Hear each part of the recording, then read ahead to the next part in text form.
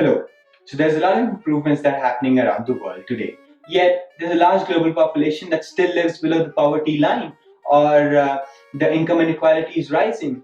There's still numerous people sleeping on the roads, or have husk houses, or don't have enough funds to go to a hospital.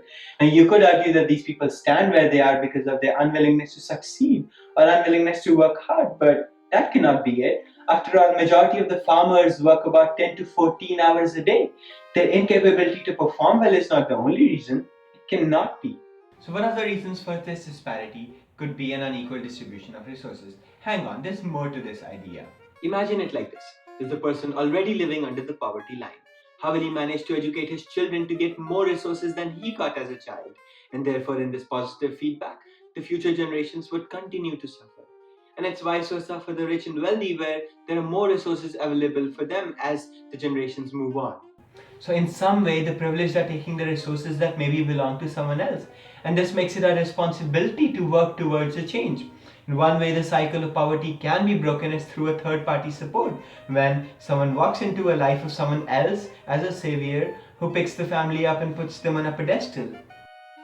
The solution is simple. The solution that I suggest myself: save 10% from your salary and keep it for someone else, someone you don't know. In fact, the 10% should be the goal that you should set.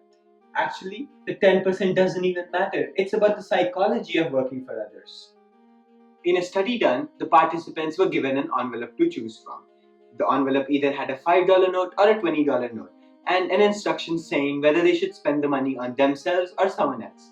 Later in the evening, when these people were called up, it was found that the people who spent the money on themselves had about the same level of happiness they had before.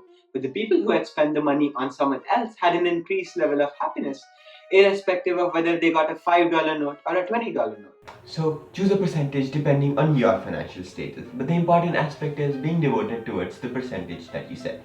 As the study shows, the amount of money you spend is not important, but it's the mindset is what makes the difference, and it's what makes you happier too. So you could set maybe 10% as the goal after 2 years. Now, where you spend the money is your choice. It could be towards Mother Nature, or to educate children, or towards any social cause that you personally believe in. Next step, also simple. Just send your story in a picture and 200 words on this Facebook page, Money Spent Right, where the admin will post it anonymously. The point being to expand the audience of this idea about helping others. I believe together we can make a global impact. So, any questions, comments, or suggestions, please leave them down below. And please like and share this page and video for the better of everyone around us. Thank you.